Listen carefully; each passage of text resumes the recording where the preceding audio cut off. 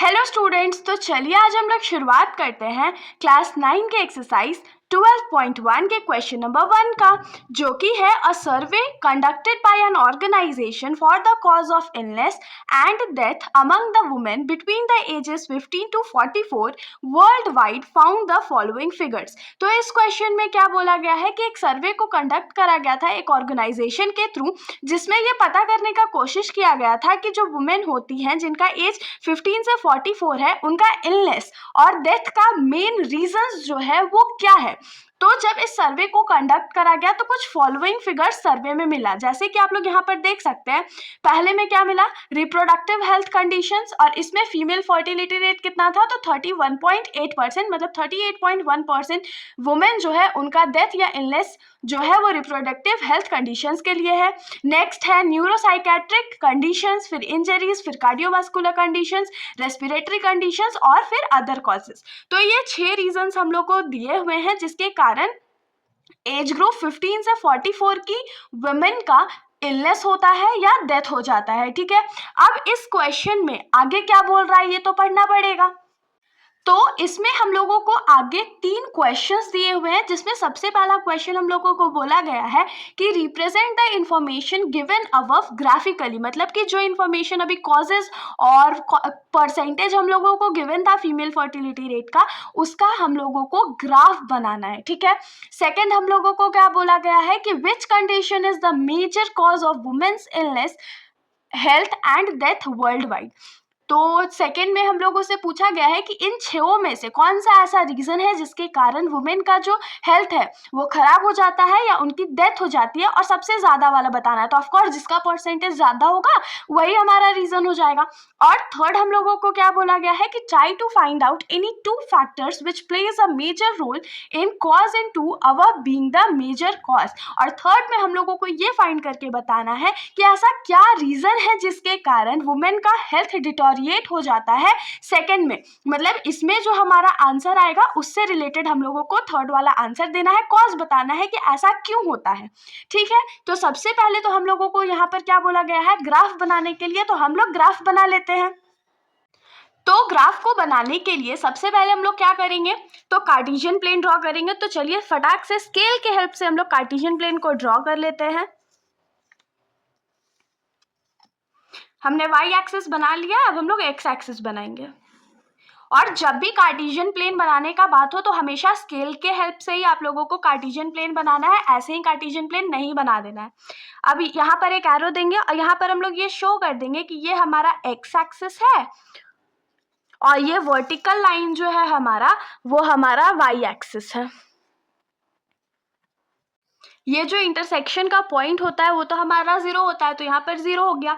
अब हम लोग क्या करेंगे, तो यहाँ पर वर्टिकल लाइन जो है हमारा जो वाई एक्सिस है उसमें हम लोग हमेशा फ्रीक्वेंसी डिनोट करते हैं। तो फ्रीक्वेंसी डिनोट करने के लिए हम लोग यहाँ पर कुछ गैप्स मार्क कर लेते हैं, जैसे कि 1-1 सेंटीमीटर का हम लोग गैप लेते हैं 0 से, ताकि हम लोग परसेंटेज वाइज जो है ग्राफ बहुत आसानी से बना पाए। और हमेशा ज़रूरी नहीं है कि आप लोग 1 सेंटीमीटर का ही लाइन लो, मेरे को 1 सेंटीमीटर बहुत इजी लगता है, इसीलिए मैंने यहाँ पर 1 सेंटीमीटर का लाइन बनाया है। ठीक है, तो यहाँ पर जो एक्स एक्सिस है वहाँ पर हम लोग क्या लिखेंगे, कॉजेज लिखेंगे डेथ का, और इधर फ्रीक्वेंसी लिखेंगे कि कितना % जो है डेथ वो हो रहा है। तो यहाँ पर अब हम लोग क्या करते हैं, पेपर को थोड़ा सा घुमा लेते हैं और यहाँ पर क्या लिखेंगे, फीमेल फर्टिलिटी रेट,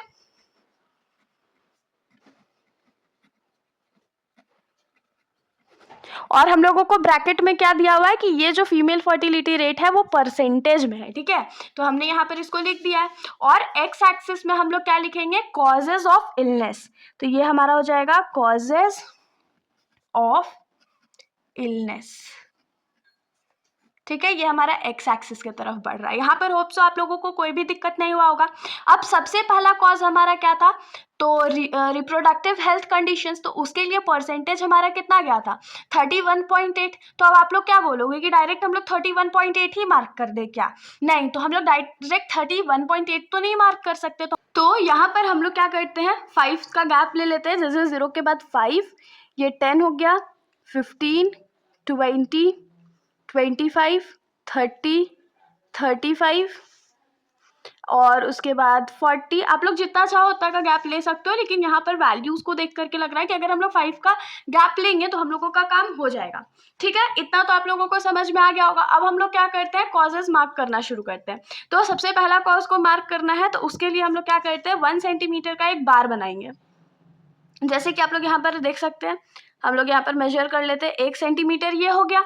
और जो रिप्रोडक्टिव हेल्थ कंडीशंस है उसका फीमेल फर्टिलिटी रेट कितना है, तो 31.8%। तो 31.8% कहाँ पर आएगा, कुछ यहाँ पर 30 से थोड़ा ऊपर आएगा, मतलब यहाँ तक जाएगा। तो हम लोग इसको अब मार्क कर लेते हैं, यहाँ से सिंपली एक बार यहाँ पर ड्रॉ कर देंगे।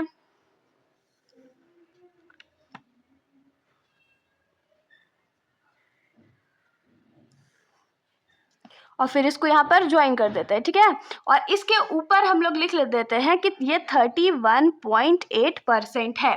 ठीक है, होप सो यहाँ तक आप लोगों को कोई भी डाउट नहीं हुआ होगा। आप लोग चाहो तो रिप्रोडक्टिव हेल्थ कंडीशंस इस बार के अंदर भी लिख सकते हो, जैसे मैंने यहाँ पर लिखा है रिप्रोडक्टिव हेल्थ कंडीशंस। और हमेशा याद रखना कि ये जो क्वेश्चन है आप ग्राफ पेपर में करो, क्योंकि ग्राफ बनाने में बोला गया था, तो ग्राफ पेपर में करोगे तो और ज़्यादा आसान होगा। सेकंड हम लोग आ जाते हैं न्यूरोसाइकेट्रिक कंडीशंस पे, और न्यूरोसाइकेट्रिक कंडीशंस के लिए हमारा जो परसेंटेज है वो कितना है, तो 25 है। तो 25 पे अब हम लोग मार्क करेंगे इसको। अब अंदाज़ा से भी अब 1 सेंटीमीटर आप लोग ले सकते हो, तो ये 25.4 पे हम लोग आ गए हैं। और इसके जस्ट अंदर हम लोग क्या लिख लेंगे, न्यूरोसाइकेट्रिक कंडीशंस। तो यहाँ पर हमने सारे बार्स को बना लिया, आप लोग देख सकते हो 31.8%, 25.4, 12.4, उसके बाद 4.3 था, फिर 4.1 और लास्ट में हमारा 22.0 था। तो यहाँ पर जो हमारा इस क्वेश्चन का फर्स्ट पार्ट था, यानी कि हम लोगों को जो ग्राफिकल इंफॉर्मेशन बनाना था वो हमने ड्रॉ कर लिया है, आप लोग भी कर सकते हो। और अब हम लोग आ जाते हैं इस क्वेश्चन के सेकेंड पार्ट पर। तो इस क्वेश्चन का जो सेकेंड पार्ट है उसमें हम लोगों को क्या बोला गया था कि कौन सा ऐसा कंडीशन है जिसके कारण जो हेल्थ है वो खराब हो रहा है या डेथ जो है वो बहुत ज़्यादा हो रहा है। तो ये इस ग्राफ को ही देख करके हम लोग आंसर कर देते हैं। सबसे बड़ा बार किस कंडीशन के लिए है, तो रिप्रोडक्टिव हेल्थ कंडीशन, जिसका 31.8% रैंकिंग है। तो हम लोग यहाँ पर लिख लेते हैं कि रिप्रोडक्टिव health conditions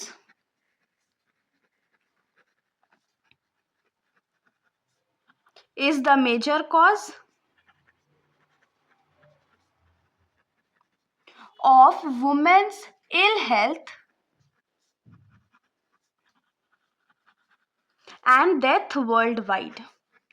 तो यहाँ पर हमारा ये जो सेकंड पार्ट था वो भी हो जाता है, और लास्ट हम लोग आ जाएंगे लास्ट क्वेश्चन पे, यानी कि थर्ड पार्ट पे। और थर्ड पार्ट पे हम लोगों को क्या पूछा गया था कि ये जो रिप्रोडक्टिव हेल्थ कंडीशंस है उसके कारण इतना सारा डेथ क्यों हो रहा है, ऐसा क्या है रिप्रोडक्टिव हेल्थ कंडीशन में जिसके कारण वुमेन का जो डेथ है वो इतना ज़्यादा आ रहा है। तो ऐसे तो ये क्लास में डिस्कशन करने वाली बात थी, लेकिन अगर हम लोग इस पर छोटा सा एक पॉइंट लिखेंगे तो क्या लिखेंगे, तो यहाँ पर हम लोग लिखेंगे causes for reproductive health conditions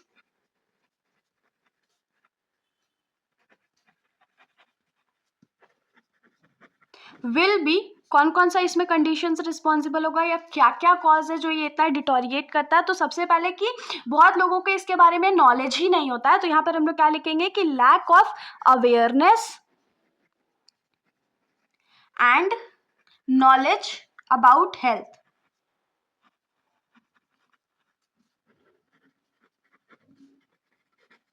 और नेक्स्ट रीजन हम लोग क्या लिख सकते हैं कि बहुत लोगों को पता तो होता है लेकिन उनके पास जो मतलब मेडिकल फैसिलिटी को अफोर्ड करने के लिए कॉस्ट नहीं होता या पैसा नहीं होता। तो यहाँ पर हम लोग क्या लिख सकते हैं, अफोर्डेबिलिटी ऑफ ट्रीटमेंट।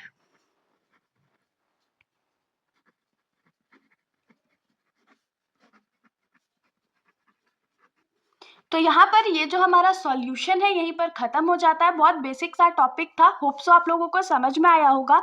अगर आप लोगों को कोई भी डाउट है तो आप लोग बेशक कमेंट सेक्शन में पूछ सकते हैं, वरना अगर आप लोगों को वीडियो अच्छी लगी तो वीडियो को लाइक करिएगा और मेरे चैनल को बिना सब्सक्राइब करे कहीं भी मत जाइएगा। Thank you.